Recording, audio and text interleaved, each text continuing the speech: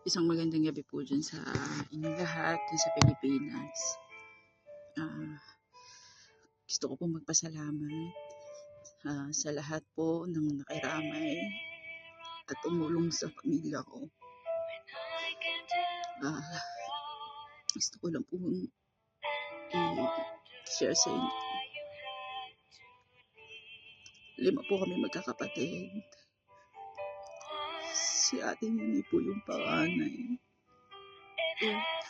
Siguro si ate yung pinaka matapang, matiisin na taong nakilala ko sa lahat ng pinagdaanan sa buhay. Ilang taon din na nahirapan si ate dahil sa sakit na yan. Hindi ko alam kung dapat ba magpasalamat sa Diyos na kinuha siya dahil wala nang hirap. Sobrang sakit kasi sa edad niya na yan. At kinuha siya.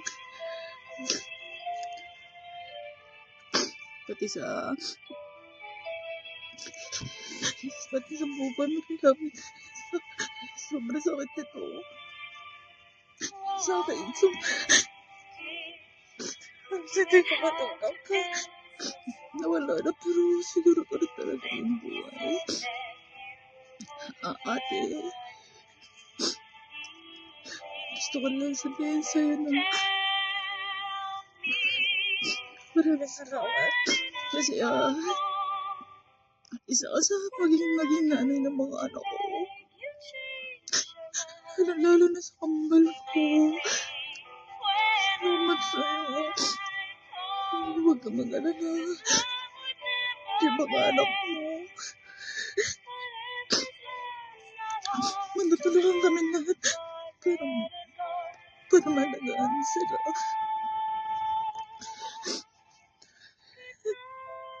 Siguro naging aral na rin sa amin ng mga kapatid ko na dapat malagaan yung sarili. Siguro aral na rin sa amin ito ng mga sa atin lahat. Kasi alam na ba natin kung paano din pinabayaan ni ate yung sarili niya. Pero siguro ang ganda na lang. Ate, alam mo yan, lahat kami nilaban ka namin. Ayaw namin isuko, pero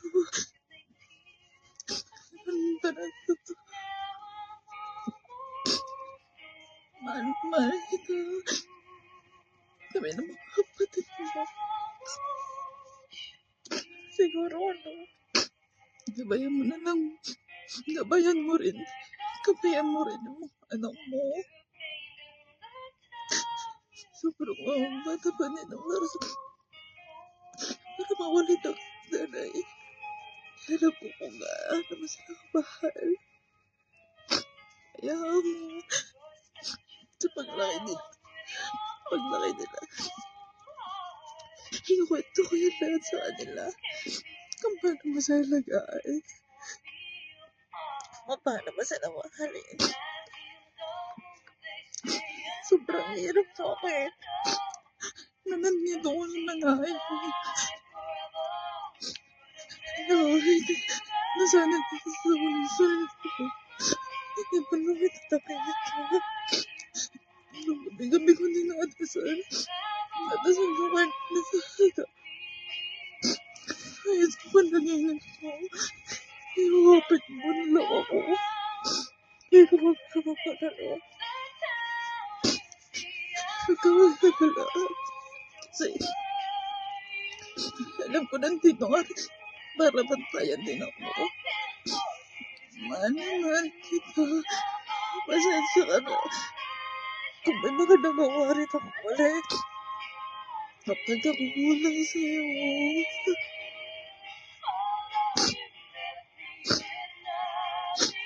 Ulitin mo. Maraming salamat po sa lahat ng nagpunta. Nakiramay sa pamilya namin. Maraming salamat.